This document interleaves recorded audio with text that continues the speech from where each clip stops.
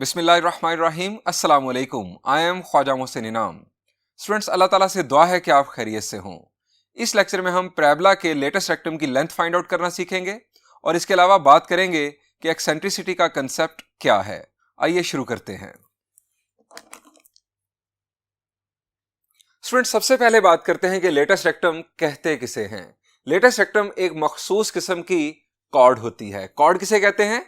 A line segment joining any two distinct points of parabola is called chord of parabola. आप किसी भी parabola के लिए infinite number of chords draw कर सकते हैं। अब students, a chord passing through focus is called focal chord. आप फोकल कॉर्ड्स भी इनफाइनाइट इन नंबर्स ड्रॉ कर सकते हैं। A focal chord perpendicular to axis of parabola is called latus rectum. एक ऐसी फोकल कॉर्ड जो एक्सिस ऑफ पैराबोला के perpendicular हो उसे लेटेस्ट रेक्टम कहा जाता है। स्टूडेंट्स, ये आप देख रहे हैं लेटेस्ट रेक्टम। स्टूडेंट्स, हमने इसकी लेंथ कैलकुलेट करने का फॉर्मूला ड्राइव करना है। अब स्टूडेंट्स, सवाल यह है कि लेटेस्ट रेक्टम पास किस पॉइंट से कर रहा है? शाबाश, द आंसर इज ये फोकस से पास कर रहा है। ये जो आप इस वक्त पैराबोला देख रहे हैं, इसके फोकस के कोऑर्डिनेट्स क्या हैं? द आंसर इज इसके फोकस के कोऑर्डिनेट्स हैं a,0। तो इसके लेटेस्ट रेक्टम की इक्वेशन क्या होगी? The answer is x is equal to a। अब इस पैराबोला की इक्वेशन है y square is equal to 4ax। चूंकि ये राइटवर्ड ओपन है, इसका वर्टेक्स ओरिजिन पर है और इसके लेटेस्ट रेक्टम की इक्वेशन है x is equal to a। हमें लेटेस्ट रेक्टम की लेंथ मालूम करनी है। लेटेस्ट रेक्टम की लेंथ हम इस सूरत में मालूम कर सकते हैं कि अगर हमारे पास लेटेस्ट रेक्टम के एंड पॉइंट्स आ जाएं। एंड पॉइंट्स पर हम डिस्टेंस फार्मूला यूज करेंगे, हमारे पास लेटेस्ट रेक्टम की लेंथ आ जाएगी। अब ये एंड पॉइंट्स बुनियादी तौर पर लेटेस्ट रेक्टम और पैराबोला के पॉइंट्स ऑफ इंटरसेक्शन हैं। पॉइंट्स ऑफ इंटरसेक्शन हम कैसे मालूम करते हैं? द आंसर इज हम कर्व्स की इक्वेशंस को साइमल्टेनियसली सॉल्व करें तो हमारे पास उन कर्व्स के पॉइंट्स ऑफ इंटरसेक्शन आ जाते हैं। हमारे पास लेटेस्ट रेक्टम की इक्वेशन है x is equal to a और पैराबोला की इक्वेशन है y square is equal to 4ax। इन दोनों को साइमल्टेनियसली सॉल्व करने से हमारे पास लेटेस्ट रेक्टम के एंड पॉइंट्स के कोऑर्डिनेट्स आ जाएंगे। देन हम डिस्टेंस फार्मूला यूज करेंगे, हमारे पास लेटेस्ट रेक्टम की लेंथ आ जाएगी। आइए इसी थिंकिंग प्रोसेस को फॉलो करते हुए लेटेस्ट रेक्टम की लेंथ मालूम करने का फार्मूला ड्राइव करते हैं।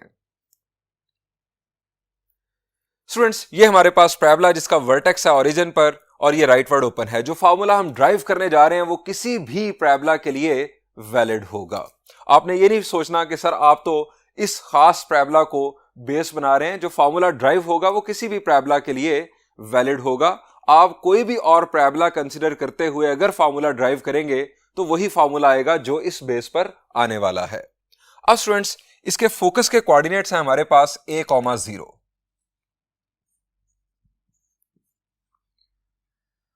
ये हमारे पास डायरेक्ट्रिक्स लाइन, हमारा इस वक्त डायरेक्ट्रिक्स लाइन से कोई लेना देना नहीं है। ये मैंने इसको एक कंप्लीट पैकेज के तौर पर इस वक्त यहां पर ड्रॉ कर दिया। हमें इन एंड पॉइंट्स के कोऑर्डिनेट्स रिक्वायर्ड हैं। अब इन एंड पॉइंट्स को मैं नाम दे देता हूं। इसको मैं नाम दे देता हूं L का और इसको मैं नाम दे देता हूं L डैश का। अब मेरा सवाल आपसे यह है कि इन दोनों पॉइंट्स के x कोऑर्डिनेट्स क्या होंगे? शाबाश, वर्टिकल लाइन पर x कोऑर्डिनेट सेम रहता है। सो यहां पर x कोऑर्डिनेट है a, तो इन दोनों पॉइंट्स के x कोऑर्डिनेट भी a होंगे। अब सवाल इन दोनों के y कोऑर्डिनेट्स का है। हमें इन दोनों के y कोऑर्डिनेट्स मालूम करने हैं। स्टूडेंट्स, मैं जैसा कि अभी आपको बता चुका हूं कि लेटेस्ट रेक्टम की हमारे पास इक्वेशन है x is equal to a और इस पैराबोला की इक्वेशन है y square is equal to 4ax। हमें इन दोनों इक्वेशंस को साइमल्टेनियसली सॉल्व करना है। सो साइमल्टेनियस सॉल्यूशन शुरू करते हैं।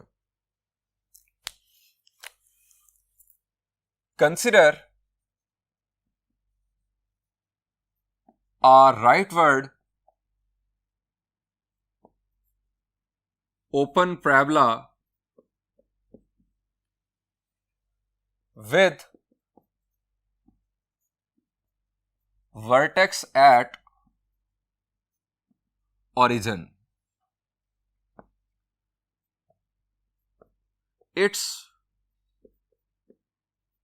equation will be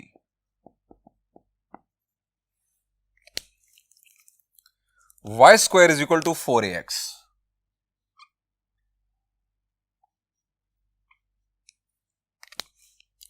equation of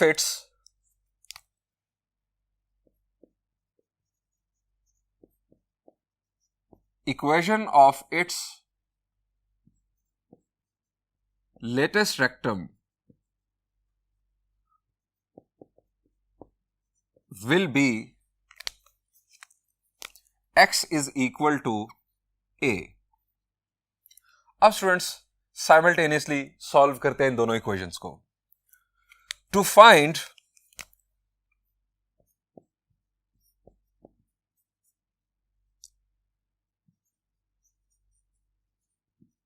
end points of latest rectum, solving both equations simultaneously.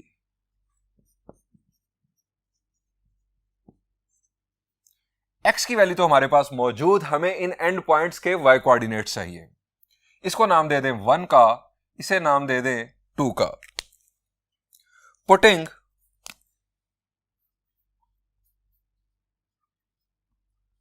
x is equal to a in equation 1, y square is equal to 4a और x की जगह पर भी a. अब ये बन गया 4a square, y square is equal to 4a square. अब स्टूडेंट्स आप समझ गए कि हमें y की वैल्यू मालूम करनी है. दोनों तरफ स्क्वायर रूट लेंगे तो y की वैल्यू हमारे पास आ गई प्लस माइनस 2a. इसका मतलब यह है कि हमारे पास एक y कोऑर्डिनेट 2a होगा और दूसरा माइनस 2a. ये हमारे पास पॉजिटिव है, ये पॉइंट इसका y कोऑर्डिनेट पॉजिटिव है तो ये होगा 2a और ये हमारे पास आ गया माइनस 2a. ये स्टूडेंट्स हमारे पास एंड पॉइंट्स के कोऑर्डिनेट्स मुकम्मल हो गए. अब हम लेटेस्ट रेक्टम की लेंथ मालूम कर सकते हैं. So and points of latus rectum will be, L हमारे पास आ गया एक एंड पॉइंट a 2a और दूसरा L dash a minus 2a. Length of latest rectum.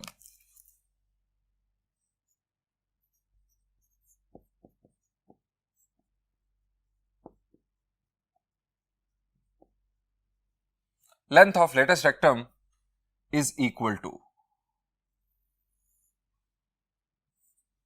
दोनों पॉइंट्स पर हम डिस्टेंस फार्मूला यूज करने जा रहे हैं. डिस्टेंस फार्मूला का कंसेप्ट आप जानते हैं, डिफरेंस ऑफ एब्सिसस का square plus difference of ordinates का square whole square root. Difference of abscissas और difference of ordinates 2a minus minus plus हो जाएगा. अब a माइनस a 0, 0 का square 0, 2a plus 2a is 4a, 4a का square 16a square. 16a square हम लिख लेते हैं ताकि थोड़े स्टेप बढ़ जाएं और आपको बात आसानी से समझ आ जाए. 16a स्क्वायर का स्क्वायर रूट हमें मालूम करना है. अब यहां पर प्लस माइनस 4a आंसर आएगा, लेकिन चूंकि ये लेंथ है सो हम सिर्फ पॉजिटिव वैल्यू कंसीडर करेंगे. Length can not be negative. Length of latus rectum is equal to 4a.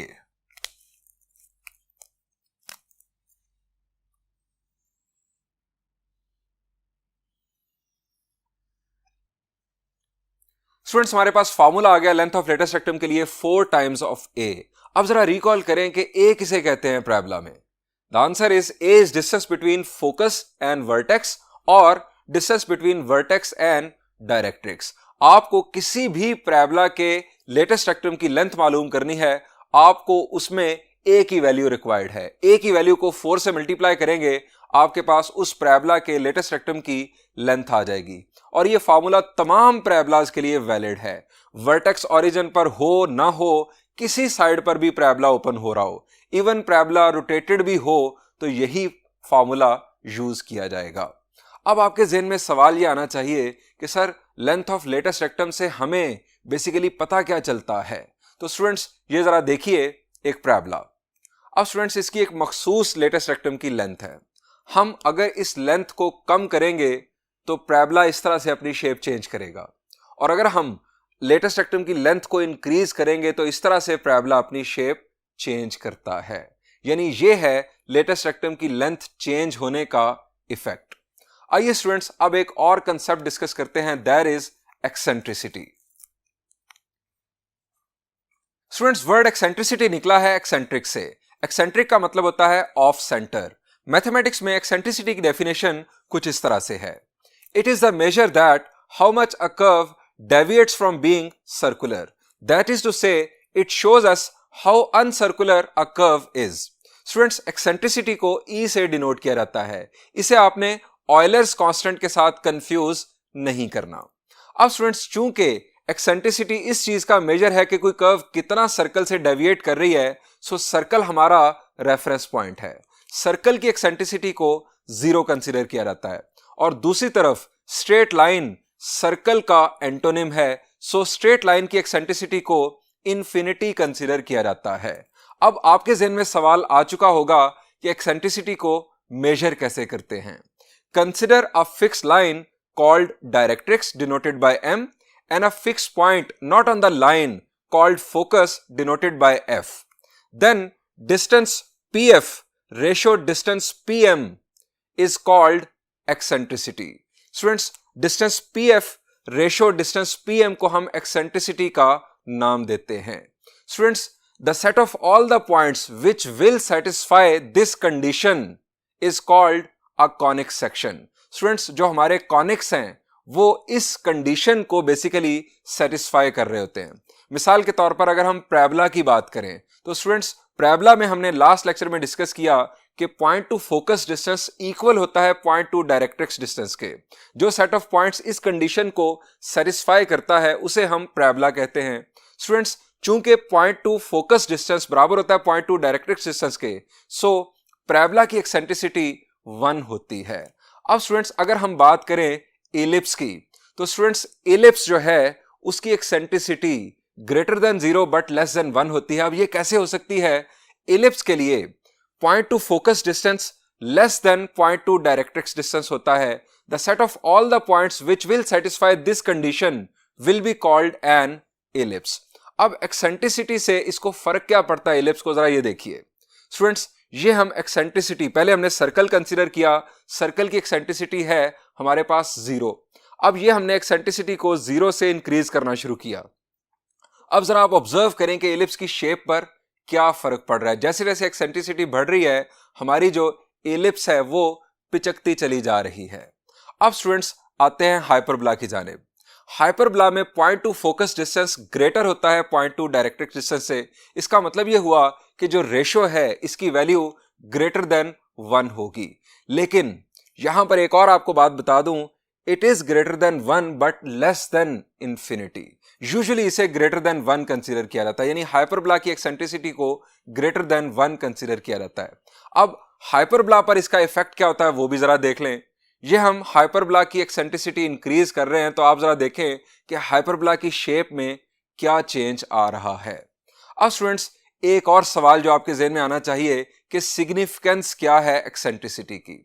Students eccentricity की मदद से हम टाइप ऑफ कॉनिक और शेप ऑफ कॉनिक जज कर लेते हैं। आपको अगर एक्सेंट्रिसिटी की वैल्यू बताकर पूछा जाए कि बेटा कौन सा कॉनिक होगा तो आप फौरन बता देंगे कि कॉनिक कौन सा होगा। मिसाल के तौर पर मैं कहता हूं कि एक्सेंट्रिसिटी की वैल्यू है 0.7, तो कॉनिक कौन सा होगा? अब 0.7 is greater than 0 but less than 1 और ये एक्सेंट्रिसिटी होती है एलिप्स की। सो 0.7 अगर एक्सेंट्रिसिटी है तो कॉनिक एलिप्स होगा। अगर एक्सेंट्रिसिटी 5 है तो इसका मतलब है कि एलिप्स हाइपरबोला होगा। यह है स्टूडेंट्स एक्सेंट्रिसिटी की सिग्निफिकेंस, यानी एक्सेंट्रिसिटी के रेफरेंस से भी हम कॉनिक्स को जज कर सकते हैं, डिफाइन कर सकते हैं। स्टूडेंट्स यहां पर इस लेक्चर को एंड करते हैं। इंशाल्लाह नेक्स्ट लेक्चर में हम एक्सरसाइज के प्रॉब्लम्स सॉल्व करेंगे। Thank you and Allah Hafiz.